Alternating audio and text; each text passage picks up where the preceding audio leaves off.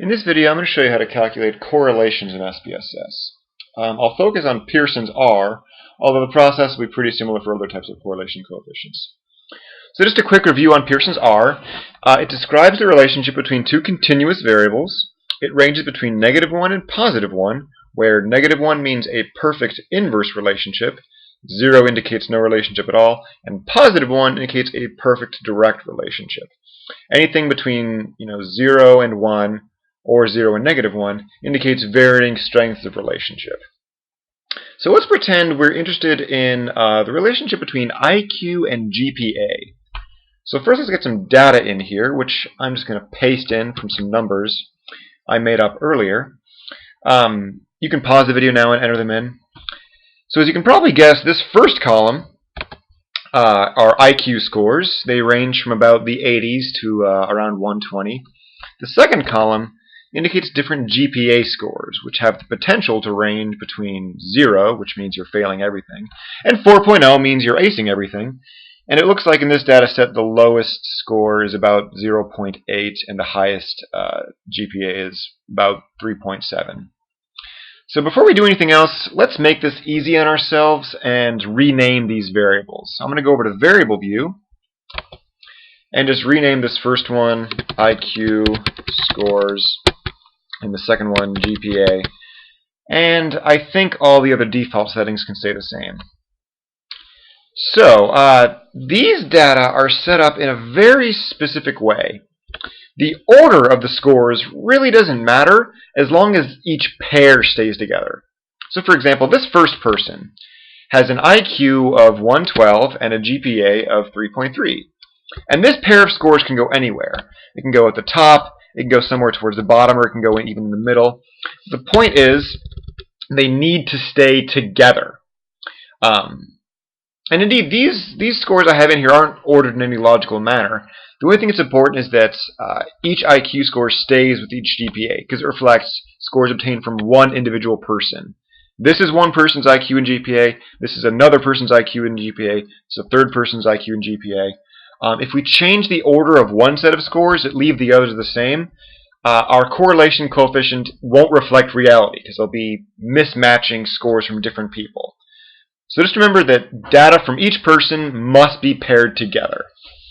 Also, you can see there are 15 pairs of scores. We don't talk about there being 30 different data points, because when we're doing correlations, it's all about how many different pairs of scores you have. So now that we have the data in here, it'll be relatively easy just to run the correlation. All we do is we go up to Analyze, and under the Correlate option, there are different types of correlations we can calculate, but Pearson's R is a type of bivariate. So we go there, and once we're there, we see this window that we've dealt with before. All the variables we have are on the left, and everything we want to analyze, we move over to the right. So in this case, we need to move over at least two variables. If I move over just one, it won't let me run the analysis. OK is not available, because if we only had one variable, what would we compare it against? We need to have at least two things. Now let's see. We have some different options here too.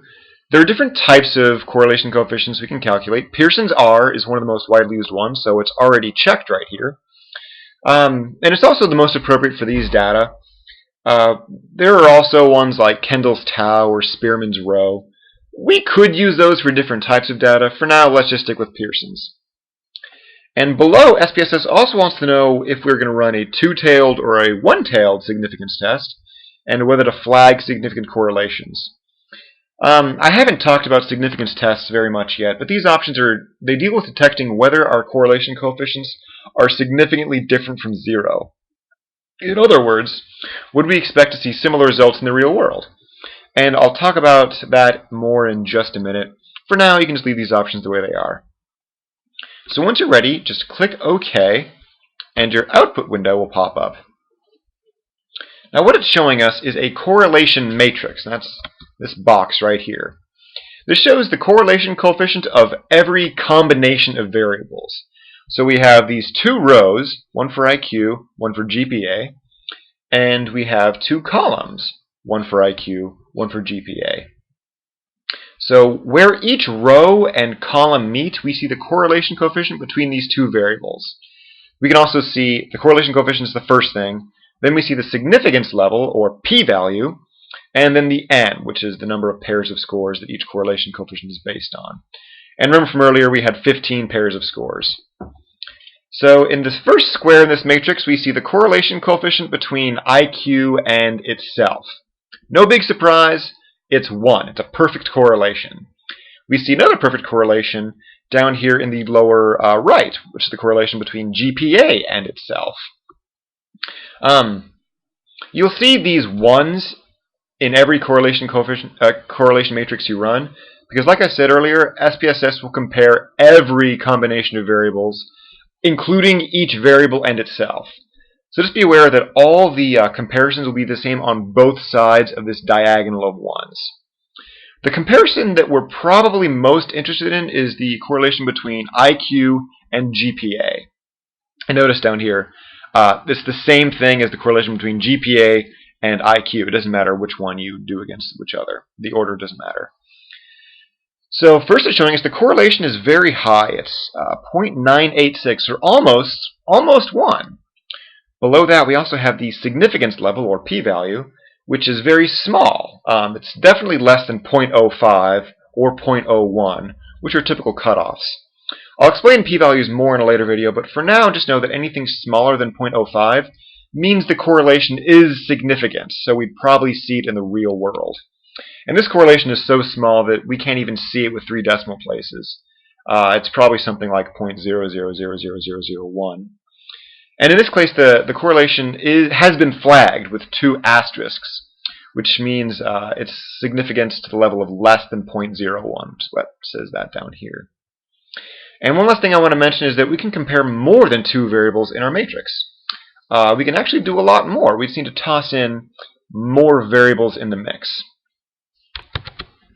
So getting back to the spreadsheet, I've magically included some data on people's shoe sizes. So this first person with an IQ of 112 and a GPA of 3.3 also happens to have a shoe size of 8, and so forth for each subject. So what we can do is, if we go back to Analyze, and under Correlate, bivariate, we can toss in these data on shoe sizes into the mix, into our correlation matrix.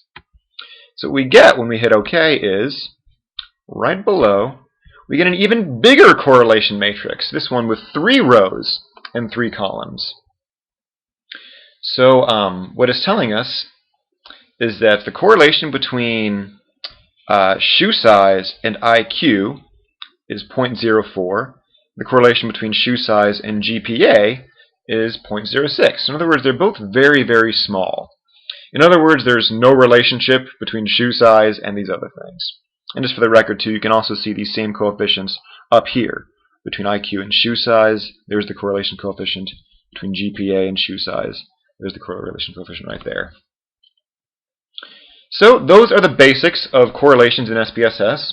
Just remember that you can make your correlation matrix as big as you want, but they're easier to read if you keep them small. So try and limit your comparisons of things that you think would be theoretically interesting. Also, don't confuse correlation coefficients with p-values, or the significance level. Remember that you want the correlation coefficient to be big, close to 1, and you want the p-value to be small, hopefully less than 0.05.